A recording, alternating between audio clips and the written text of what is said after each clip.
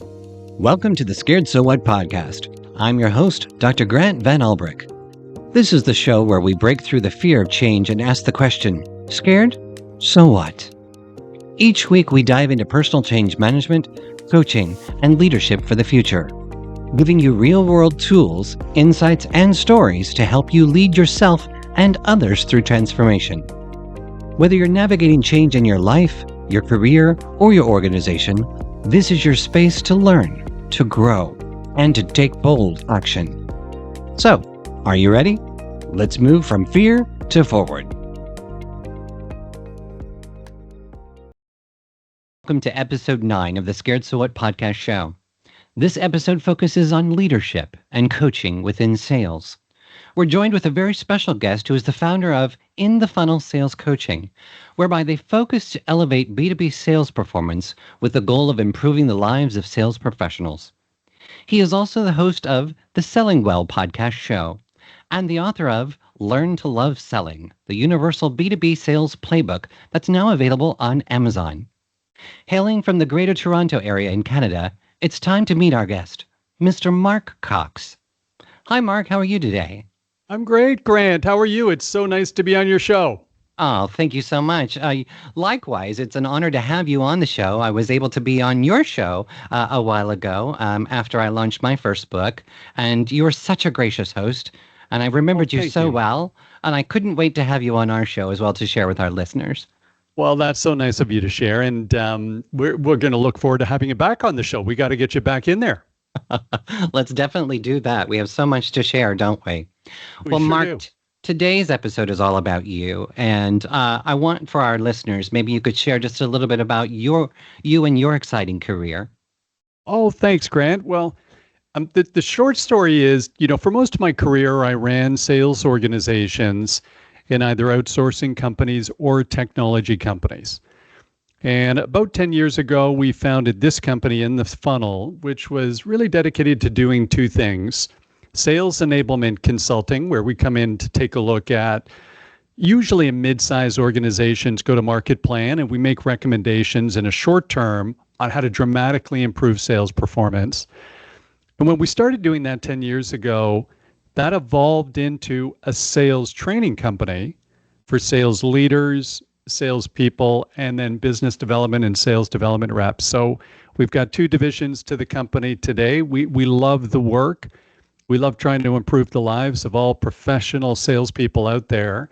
Mm-hmm. And now we're global. That was one of the benefits of the pandemic, which was, everything that had been physical training and physical on-site consulting converted to digital. Yeah. So we've expanded a little bit of reach that way. Well, that's incredible. And congratulations. What, such an admirable profession. So many people would think of sales and they think of the hardcore 1980s consultative sales tips and tricks to manipulate the conversation. And right. Nobody really wants to be sold to. But yet the space that you're leading in is the professionalization of it, that leadership style, that coaching style, everything that we are talking about here on our show is about how do we actually make professional salespeople versus just the everyday ladder people. And there's some science to this and psychology behind this now with academic pathways, as we've learned. We both work with Dr. Philip Squire, the CEO of Consalia, and just so much more, the Institute of Sales Professionals. So thank you. Thank you so much for what you're doing. Well, it's thanks, Grant. Boy, you're always so gracious when we have our conversations, and this is a lifelong pursuit because I believe it's a profession. Yeah. And I also think we're doing really well in our business discipline, and it's much more popular through social media to be portraying everything that's wrong in B2B sales. But the truth is, most of these amazing success stories of business valuation and growth and exits for founders, they come because those companies sold very well. They did well. And so I think there's some great things happening, but our profession is really closer to management consulting these days than it is to pitching products.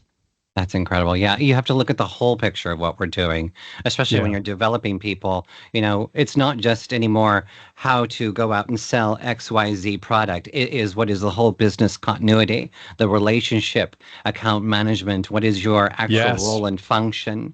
And it's not the internal company's way of just pushing a product and services. It's as account management, how do you lead and how do you holistically affect the lives that you touch and impact of the businesses that you are working with. So, well, Yeah. listen, along everything that you're doing, it comes at the heart of what our show is about: personal change and change management itself, leadership and coaching. And I would like to ask, could you please describe just a little bit your leadership style and what you believe to be important for you and your teams? Well, I'd like to believe, Grant, that the leadership style that I take is really kind of a trust and inspire type of leadership, and I that's stolen from Stephen M.R. Covey's book, great book. Hmm. But I like to believe that's how we lead. And over time, that's certainly not how I started leading. Oh, really? I'll be honest with you. So, you know, um, I think in the year 2000, when I got my first sort of kind of big league sales Yeah. leadership job, I will say that, I'd been the Wayne Gretzky of the sales team. I get promoted on a Friday. By Monday, I'm in charge of the team. 3 months later, the team's miserable and I'm miserable. Yeah. And, back in those days with no guidance or direction or understanding, really, what I tried to do was tell everybody what to do. And that was making them really miserable. And the fact they weren't doing what I was telling them to do was making me really miserable. And so literally after getting this promotion I'd waited so long for, within 3 months, I'm thinking I'm going to leave the company because I can't take a demotion. Yeah. And so I've got to leave to sort of save face. And what happened, big companies make bad decisions frequently. And they made one with me, which was they kept promoting me. But I Yeah. was awful at management. But they eventually I got promoted to run something that I didn't know anything about. And so when I was in meetings with my direct reports, I would authentically ask them, "What do you think we should do?" And they'd come back and say, "Well, I'm not sure. What do you think we should do?" And I keep pushing it back to them saying, "I don't know. You're the leader here. Tell me what you think you should do." Yeah. And so suddenly I started leading people where they got to be the hero of the story. It wasn't about me. They weren't tools for me to do what I needed, as a leader. I was there to support them and to unleash their true potential. Yeah. And in a reasonably short period of time, both of us, all of us, started to really enjoy that process. And then you realize the true joy of actually seeing somebody elevate and reach their potential if they're on your team. And the real joy of actually playing even a small part in that. Hmm. So I'd like to believe that's what that's my leadership style today, Grant. And a lot of what we do is we're fractional CROs for companies for short periods of time. So Yeah. we work with a lot of salespeople, and I do try and bring that to kind of everything we do with those sales teams. I'm starting to see a lot more of that: fractional CEOs, fractional CROs, fractional marketing officers, etc. Can you tell me a little bit more about what that means? Yeah, I think there's a whole tier of companies out there that wouldn't be able to afford or attract the kind of talent that they need to take the business to the next level. Hmm. Nor do they, but they need the expertise, they need the guidance, they need the experience. Yeah. And so it's really you're trying to kind of engage that in a part-time, short-term basis to have someone come in, perhaps build a sales playbook for the company, build out a team of the right people. A lot Yeah. of times mid-sized companies have a real difficult time recruiting the right salespeople. There's a lot of churn, but if you can get the foundation built, Hmm. then the idea is over a short period of time, whether it's anywhere between 1 and 12 months, what you're going to end up doing is setting a baseline so you step away. And as the fractional chief revenue officer, your last hire is the new person who's the permanent hire to take over that sales organization. Got it. So that's the idea of fractional. And frankly, a business like ours, we use fractional experts for accounting. Hmm. Accounting and finance, that's not something Makes we've got a sense. core competency in, and we can't keep somebody at the right level busy with a company our size. Yeah, that makes sense. Listen, going back to what you said just a few moment ago, sounds so familiar in so many discussions I've had with leaders at organizations about their leadership styles. Far too often we see these great salespeople. They do so well. They're still at their job, and for some reason, we just think we assume incorrectly more times often than not that they're just going to be great at the management as well too. And Yeah. what you've just said, you've articulated so well. How could you be even more vulnerable to tell the story of, you know what, I did it and I didn't like it. It was a system of tell, a leadership style of just tell people what to do. And that is, I think, is where one of the biggest failures is and lies is that we take salespeople who are Yeah. great at their jobs, pull them away, and we give them no leadership tools to Right. say, how do you lead others? But more This is important, it. yeah, Grant, or we don't give them any training or education right? or mentorship. So, Yes. so who's managing the leader? Who's acknowledging? I think there's a truth to if you elevate your career, each stage of your career for the people listening here, the truth of it is no one steps into the next level and knocks the ball out of the park. Yeah. If you were an athlete growing up and every year you go to a next level or you make a higher division team, you're not stepping in and knocking the ball out of the park immediately. You got to get used to, oh, it's faster up here. Oh, Yes. these people play harder. Oh, they hit harder in hockey. This hurts. Mm-hmm. So there's this period where you're orienting to the new role and you have to kind of understand where you are and you're learning. And your leadership team also has to understand that. Yeah. It's a completely different skill set to be a player versus being a coach. Mm-hmm. And that's where, if we don't do the right things, fortunately, what you shared with us is exactly what my research authenticates into my doctorate about the transition from transactional leader, as a foundation over to transformational leader. And I Yes. love how you naturally embraced and evolved yourself into that journey, because being a transformational leader as a base foundation is about others. And you said it so well, Mark. It's not about you getting the recognition and the reward. It's about them elevating your teams. That vulnerability of allowing people to grow, to engulf, and to rise above, that's rare, Mark. It's very rare that I meet somebody like yourself that would actually admit to that. Well, boy, Grant, I don't think I learned this lesson quickly. That's so true. so That's so so true. and I'm pretty sure I still have those moments where if I'm underfed or undercaffeinated or I haven't had enough rest, it starts to get about me again quickly. There you go. There you go. And the other thing I think that's really, I think there's a level of experience and maturity where you can be a little more vulnerable as a leader Mhm. and you don't feel your confidence or self-esteem drain through your feet like it might have for me when I was in my 20s as a leader. Of course. Yeah. There's that imposter syndrome, which we're all familiar with. So part of that tell or command and control leadership is, part of me was saying, hey, I don't want these people in this room that I'm supposed to be leading to ever realize I have no idea what I'm doing. So true. Right. And so there's this veneer, Yeah. that goes up. And what am I going to default to? Well, the only thing I know how to do really well is sell. So I'm going to tell them exactly what to do. And again, that would have been the worst one-on-one they ever had. They don't want to be told what to do. They're in Exactly. sales because they want to own their territory. They want to drive it themselves. They want to Yeah. be the hero of the story. Yeah. But it certainly is one of those things that takes a little bit of time. Wow. Well, thank you for sharing that. Also, another thing I've noticed inside your company's name, you feature coaching. Yes. And a lot of what you've just described, coaching, is very much embedded in that transformational leadership style. So how does coaching come into play with you and your experiences? It's a great question, right? There's so many coaches out there. I believe there's a real definition of coaching where you're working with someone to intentionally elevate their performance. And it's through kind of a defined structure. So they know they're getting coached. You know you're coaching them. And generally, you're trying to work on specific things in a specific way. Right.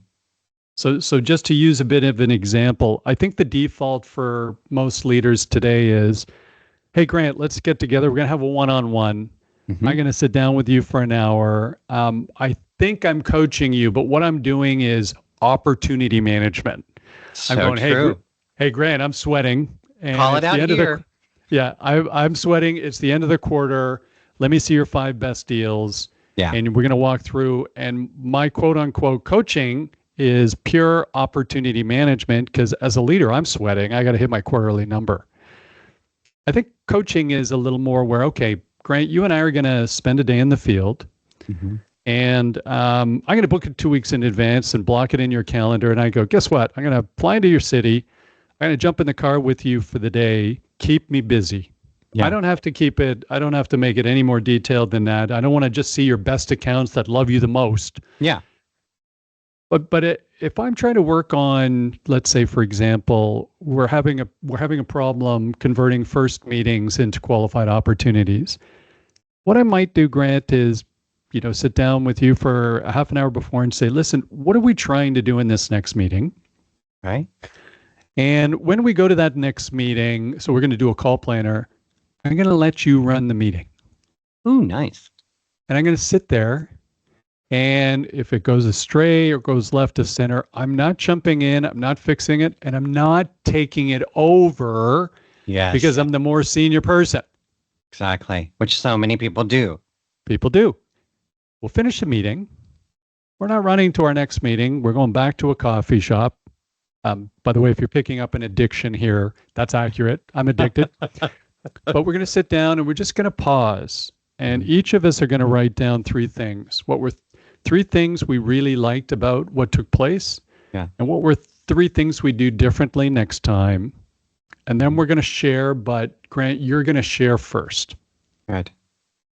And so what we're trying to do is, and by the way, it's hard. If you're in a sales call with a company and you're with, a rep and it's going a little left of center, you want to just go in and save it. But you're not coaching and elevating performance. Thank you. You said it. I was hoping you would say it and you did. It's not your job to save it. It's your job to transfer the ownership. And to elevate their performance. Exactly. And it's so hard. It's so hard to do this. Yeah. But this is, and when you've been coached properly, so in that kind of exercise, by the way, I don't mind, let's say you and I were doing 4 sales calls that day, I don't mind taking one. Yeah. So if you do 2 and then I do 1, and we're going to do the exact same thing, we're going to grab a coffee afterwards, sit down, 3 things we liked and 3 things we could have done better about my sales call, because they're not perfect either. And that way we give somebody, again, we keep pointing to them to this objective, this intent, and then give them the ability to self-diagnose so it keeps getting even a little bit better, because I love Atomic Habits and James Clear and just getting 5% better all the time. I love that. And the concept of let's write down 3 things that went well and what we could have done better. It's the framing of the conversation, the questions, right? Yes. But if you look at the principle behind it, Jenny Rogers has a great definition of coaching itself, saying it's the facilitation of their development, right? It's not about me. Yes, I'm the supervisor and I have this title XXX, but it is about you. And my job is to facilitate that critical reflection so that you see the opportunities and you transition and take the ownership. And I love that. Write down. That's a good point for our listeners as well, too, because what does that do? That commits it also to ownership as well and memory. And it enhances the process of critical reflection. And you're leading with open-ended questions, what went well? What could we do better? Again, you're setting the tone for a positive reflection and you're putting it on them. That's great. That's absolutely brilliant. Thank you, Grant. And then the thing about the three is, I think one of the jobs of the coach is to determine, depending upon who this person is in the stage of their career, I'm not looking to change them 95%. So there's a diatribe of the 9 things we could have done differently will have no impact whatsoever. I like to take that pause. So, we literally take 5 minutes in the coffee shop and say, you know what, let's each take 5 minutes and think about it, rather than just off the cuff and ad lib. But what I like to think about as a leader is, what's the next stage for them? Yeah. So for example, if I've got somebody who's newer in role, I may not be trying to fix their deep business acumen and ability to articulate a business case. I might be just trying to get them a little better at articulating our value proposition as a company. Exactly. But it's intentionally taking that time to think about, okay, where is Grant in his development? And what are the 1 or 2 things I'm trying to work on with Grant? And just for everybody listening, I know it always sounds easy when we talk about it theoretically this way, and everybody listening today has got quarterly goals, and you're feeling stressed, and you've got churn on your sales team. But one of the things my piece of advice for anybody listening is, as a leader, you've got to give your energy to the team. So you have to think about how you show up. Yeah. And, again, I'm a grumpy Joe. If I don't get my sleep and I don't get my food and I don't get my coffee, I'm not that pleasant a person to be around. So you're not unusually. There's quite a few of you out there, myself included sometimes. So it's my responsibility to make sure when I show up for Grant in the field, in Miami, and I'm only going to see Grant once a quarter. If I have a team of 8 people, I might only be there for a couple of days once a quarter. I got to make sure I'm in my best self. Yeah. I didn't take the red eye. I didn't just come out of Chicago with my last rep and I'm, texting them about deals yesterday. I'm really putting on my Sunday best for Grant while I'm out there. Well, you're making the impact and making the effort, because everything you do as my supervisor, you're leaving a lasting impression that hopefully I will pick up on, listen and learn and grow and take a little bit of you along with me on my journey. And I love that. And by the way, I really appreciate this role play, because let's be honest, there's no functional reality where I'd ever be your supervisor. That would be inverted. Okay. So I'd be, I like it. But I like the role play where I get to be your boss. But the reality of it is there are functions in life and you would be my boss. Okay? We can all acknowledge that. Well, we're both still young, so let's see what the future brings ahead of us. Listen, it's nice to talk about all that you're doing. You've got such a reputable business, and you've left such a mark on the world, and that's obvious. Your show is phenomenal with the Selling Well podcast, and just the level of of guests that are on your shows and customers that you're working with truly shows that you're authentic in what you're doing. And I really appreciate you sharing this on leadership and also in coaching. But as you know, another point of our show is to talk about change. And when I did the master's program on learning how to lead sales transformation, we had to focus a big concentration on organizational change. And as I've shared with you on your show as well too, that didn't sit well with me, because those change models are designed for pushing change through an organization. They have a point and a purpose, but they're so misused and misguided. And there's a critical missing element, and that is you and me. How do we manage change for ourselves? And so Scared So What was born, the first personal change management model. But I want to ask you, when it comes to you guiding for your organization and your customers, the organizations that you serve, how does change come into play for you and also for the members that you're affecting? Oh, what a great question. So first of all, team, when we think of just on the personal change front, I'd encourage anybody listening, do pick up Scared So What. If you're in anywhere near B2B sales in this day and age, we all need to be constantly evolving and developing, building on our strengths, but continuing to learn. And I love the models in Scared So What. It's such a smart framework, simple but powerful framework. I think it's very applicable. Grant, now that I'm so glad we're having this conversation, because anytime someone like in the funnel gets engaged with a company, there right off the bat, there is fear, I think.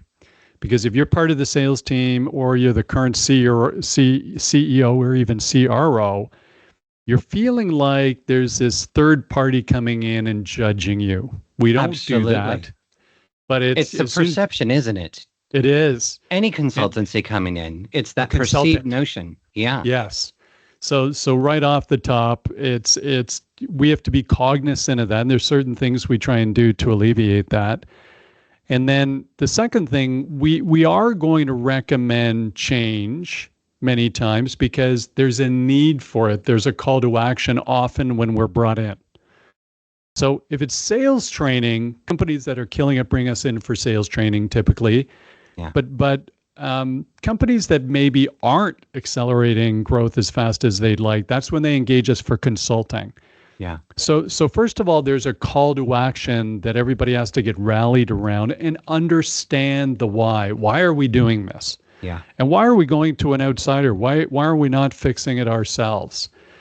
And so we have to be very aware of that, because for us to do our best work, again, people's guards have to be down. We need the truth.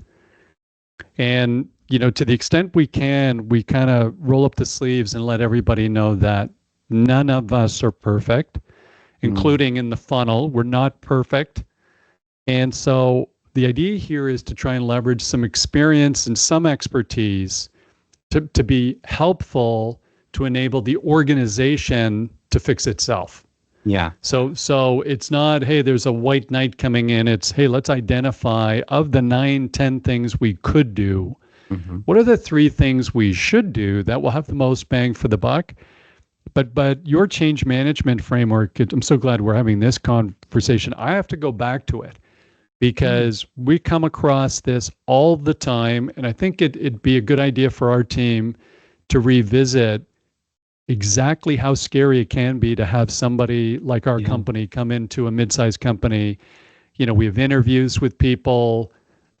We give frameworks for the discussion. They feel like they're being audited. Sometimes if we're not careful, they feel like there's a lot of inspection and judgment. Yeah. It's really applicable.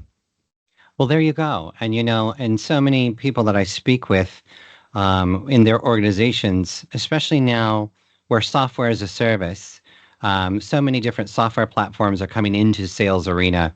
I see organizations getting Salesforce, different CRMs, et cetera, that are coming through. And the sales force themselves, they are completely bogged down with, oh my gosh, fear. Now I'm going to be exposed. I'm not good at IT. I'm not good at technology, et cetera, whatever. Especially if you've got a mature sales sales team. The younger generation lacks the opposite. And they lack the maturity and the leadership side of it. So you've got 2 different spectrums that we're trying to apply, but it's all fearful. And as a consultancy or training consultancy, whatever we're doing when we go to approach, I always like to ask the question, do you want a short-term sale, a one-off, or would you like a long-term valued relationship? Dr. Ryan O'Sullivan on your show, he talks about that as well too. Yes. Relationships. And if you want the latter, then you need to understand how to get all of the salespeople, your customers, right, to understand and process that change. And once you do that, that's how you get into long-term relationships.